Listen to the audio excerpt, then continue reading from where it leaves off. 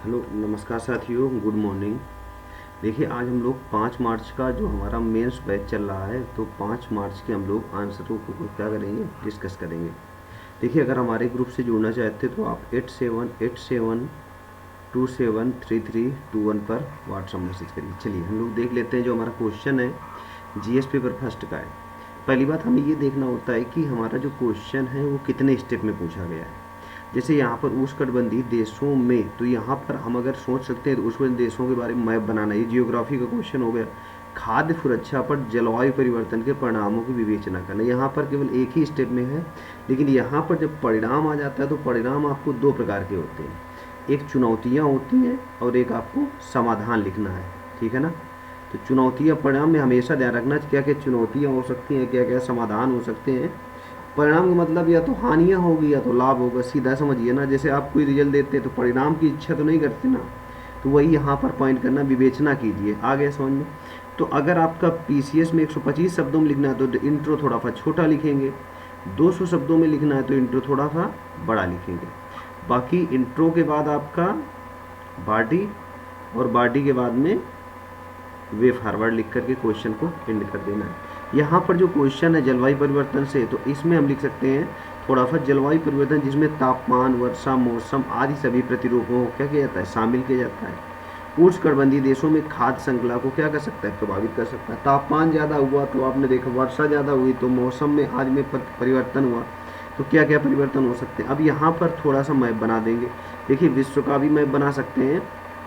उष्णकटिबंधीय देशों में सूर्य की लंबवत किरणें पड़ती हैं। देखो, सब लोग ज्योग्राफी पढ़े, सबको हर चीज़ आता है, बस इसमें प्रेजेंट कैसे करना थोड़ा सा वैसे प्रेजेंट कर देंगे हम लोग, बहुत विधिवत तरीके से, है ना।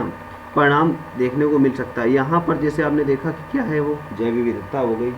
उसके बाद आपने रीड किया होगा, तापमान में परिवर्तन हो जाएगा, क्या क्या प्रभाव देख, जैव विविधता का ह्रास हो जाएगा, फसल चक्र प्रभावित हो जाएगी आपकी, वर्षा प्रतिरूप में परिवर्तन हो जाएगा, मृदा गुणवत्ता पर प्रभाव हो जाएगा।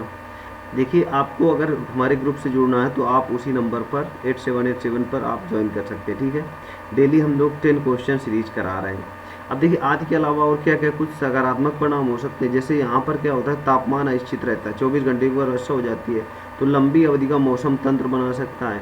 कृषियों की भूमिका क्या हो सकता है, विस्तार हो सकता है, उन्नत फसलों का विकास हो सकता है, मत्स्य पालन का अच्छा साधन हो सकता है। बस ऐसे थोड़ा सा इंट्रो लिख सकते हैं, बस बॉडी हो गया। अब बॉडी के बाद में लास्ट में हम वे फॉरवर्ड लिख कर क्वेश्चन को एंड कर देंगे।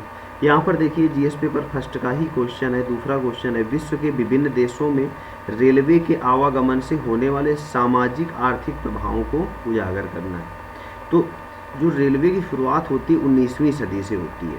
ठीक है। शुरुआत से ही विभिन्न देशों के सामाजिक आर्थिक परिदृश्य को आकार देने में महत्वपूर्ण भूमिका निभाई गई। ऐसे हम लोग इसमें प्रेजेंटेशन थोड़ा सा दे सकते हैं। चूँकि जो रेल नेटवर्क न केवल घरेलू का विकास को सुगम बनाया, बल्कि औपनिवेशिक रणनीतियों को क्रियान्वित करने का भी एक साधन बन गया। जल्दी से आपने देखा होगा, सैनिक भेज दिए जाते थे जहाँ पर युद्ध होता था, या कोई भी आपने देखा होगा, कोई भी अचानक कहीं पे सैनिकों की मांग हो गई, तुरंत रेल परिवहन द्वारा मंगाया जा सकता था। अब देखिए, यहाँ पर क्या है, रेलवे नेटवर्क से विभिन्न देशों में निम्न प्रभाव पड़े। पहली बात तो संपत्ति का बढ़ना हो गया, शहरीकरण हो गया, क्षेत्रीय संपर्क में वृद्धि हो गई, रोजगार के अवसर प्राप्त हुए और सांस्कृतिक आदान प्रदान। ये कुछ की फैक्ट होते हैं, आपको हर जगह आपको मैं बता दूंगा। जो की फैक्ट है उनको वो रट के चलना है। कैसे डायग्राम में की फैक्ट यूज करेंगे, धीरे धीरे हम लोग दूसरे महीने से, मतलब अभी तो मार्च चल रहा है, पूरा एडमिशन ले रहे हैं। मार्च के बाद से, उसके बाद बहुत विधिवत तरीके से हम लोग डिस्कस करेंगे, प्रयास करेंगे आज से लाइव आए। आज के अलावा आर्थिक विकास तथा सामाजिक गतिशीलता तथा सामुदायिक एकीकरण को बढ़ावा मिला।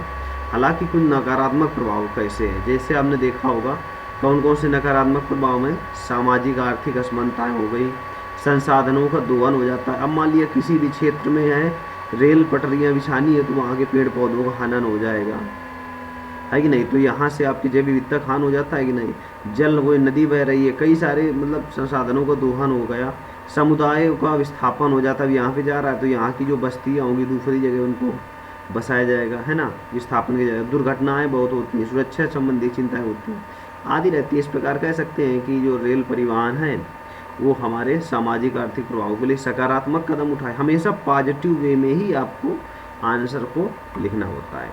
तीसरा क्वेश्चन देख लेते हैं हम लोग, जीएस पेपर फर्स्ट का ये है, महात्मा गांधी और रविन्द्रनाथ टैगोर शिक्षा और राष्ट्रवाद के प्रति सोच में क्या अंतर था। तो इसमें देखो दोनों लोगों के, महात्मा गांधी हो गया और रविन्द्रनाथ टैगोर भारतीय के दो प्रभावशाली क्या थे, व्यक्तित्व थे, ऐसे लिख सकते हैं, जिन्होंने देश की स्वतंत्रता संग्राम और सामाजिक विकास में अलग अलग क्या किया, अनुसरण किया। तो यहाँ पर जो अंतर होता है, एक तरफ महात्मा गांधी लिख लेंगे, दूसरी तरफ रविन्द्रनाथ टैगोर, या यहाँ पर एक और लिख सकते हैं, यहाँ पर आपका शिक्षा के प्रति लिख सकते हैं अंतर, शिक्षा का अंतर। उसके बाद दूसरे नीचे और जाएंगे, यहाँ पर लिख देंगे राष्ट्रवाद में अंतर। दो ही आप स्टेप बताएंगे तब भी बहुत अच्छे से क्वेश्चन को हो जाएगा। मैं समय अभाव के कारण मैं एक ही साथ इसको मर्ज कर दिया है ना। आंदोलन जैसे विनय, आक्रामक राष्ट्र, मतलब पूरा बहुत अच्छे से इसमें डिफाइन हम लोग अच्छे से कर सकते हैं। ठीक है, अब ये तो हाई है, आपने देखा होगा कि ये पहले से थोड़ा सा इसमें आप हेडिंग डाल देंगे तो और बेस्ट रहेगा। पश्चिमी सभ्यता हो गई, संस्कृति, ये की फैक्ट अपने आप आपको रट जाएंगे। स्वतंत्र भारत का विकास, संस्कृति आंदोलन कौन कौन से भाग लिया, सभ्यता के दृष्टिकोण कौन कौन से, उदारवादी दृष्टिकोण थे, सांस्कृतिक, गर्म दल के, मतलब इस तरह बहुत अच्छे से लिख सकते हैं। समाज शिक्षा के लिए अलग अलग मार्ग स्थापित किया था इन दोनों लोगों ने। उसके बाद हम लोग देख लेते हैं 5 मार्च का क्वेश्चन है, इसको बहुत विधिवत तरीके से आप भी लिख सकते हैं। प्राचीन भारत के विकास की दिशा में भौगोलिक कारकों की भूमिका को स्पष्ट करना है। तो यहाँ पर लिख सकते हैं, किसी भी स्थान की भौगोलिक स्थिति के कारण ही उस स्थान का क्या होता है, विकास होता है। अब यहाँ पर थोड़ा मैप बना देंगे, जैसे भौगोलिक कारक कौन कौन, पर्वत, पठार, नदियाँ, मैदान, रेगिस्तान, मानसून, ताप की भी क्या होती है, विविधता होती है। थोड़ा सा हम लोग इसमें मैप में दिखा सकते हैं, है ना। तो मैप में दिखाने में थोड़ा ज़्यादा इफेक्टिव क्वेश्चन लगता है। अब पर्वत है, सभी को मालूम है कि ये क्या करते हैं, जलवायु परिवर्तन या मौसम के लिए बहुत बेस्ट होते हैं। जैसे आपने देखा पर्वत किसी भी क्षेत्र के जलवायु परिवर्तन के लिए महत्वपूर्ण होते हैं, जैसे हिमालय, साइबेरियन आने वाली हवाओं को रोकते हैं।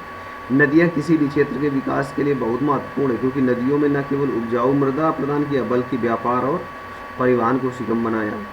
मैदान में ने कृषि क्षेत्र को बढ़ावा देता है तथा सभ्यता को विकसित किया। आदि के अलावा आपने देखा होगा कि यहाँ पर जो क्वेश्चन के अनुसार ही आपको आंसर लिखना है।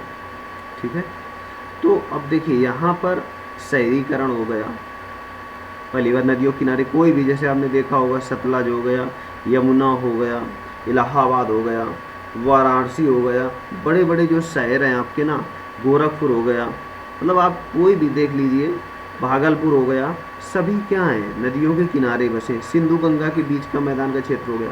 व्यापार और वाणिज्य सुगम बनाया, नदियों में हमने देखा होगा कि पहले से व्यापार होता था। धर्म और दर्शन आपने देखा होगा नदियों के किनारे रहता है।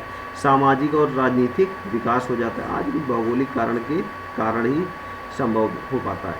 तो आज के लिए इतने पॉइंट रखते हैं, प्रयास करेंगे हम लोग बहुत विधिवत तरीके से जुड़े। देखिए हमारा एक पेड बैच भी चल रहा है 499 का, अगर आप जुड़ना चाहते हो तो उसमें भी आप लोग ज्वाइन हो सकते हैं। ठीक है, चलिए आपको आज के लिए इतने रखते हैं। Thank you.